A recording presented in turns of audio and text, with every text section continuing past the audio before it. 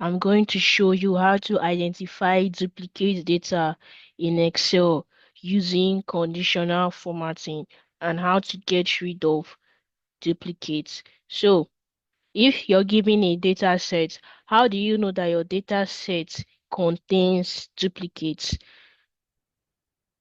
First and foremost, you highlight the entire data set. Once that is done, you come to your home menu, go to conditional formatting, you click on it, highlight cell rules, duplicate values, and there you have it. So the highlighted ones are the ones that have duplicates. So I'm going to take that step again, just in case you didn't get it initially. Step 1, highlight your entire data set. Step 2, go to the home menu. We're already in home menu. Step 3, click on conditional formatting. Click on highlight cell rules. Go to duplicate values, and there you have it. Now, most of the times, some people may want to check for duplicates column by column. Now, why is that not advisable? Well, evaluating the whole table allows you to consider the context of the data. For example, two records with the same name but different email address may not be duplicates if both fields are important for uniqueness. For example, now, if you look at this column A, our name column, you can see Bob Johnson in cell address A3, that's column A and row 3. You can also see Bob Johnson in column A and row 8. Now, it is surprising to note that this is not a duplicate. Why?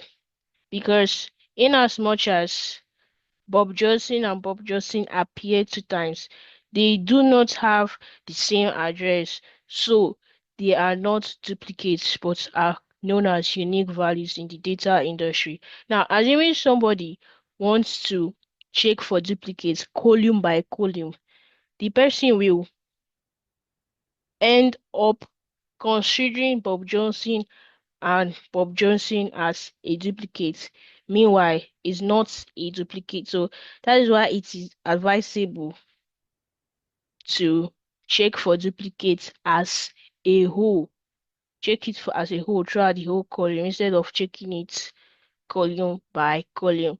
So I'm just going to get my duplicates again.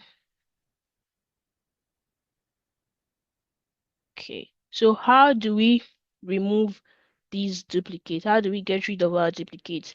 Step 1, go to your data menu. And my data menu, in the data tools section, click on remove duplicates. Okay, let me highlight. I didn't highlight it, so you need to highlight it first and then remove duplicates. So 3 duplicate values found and removed, and 6 unique values remain.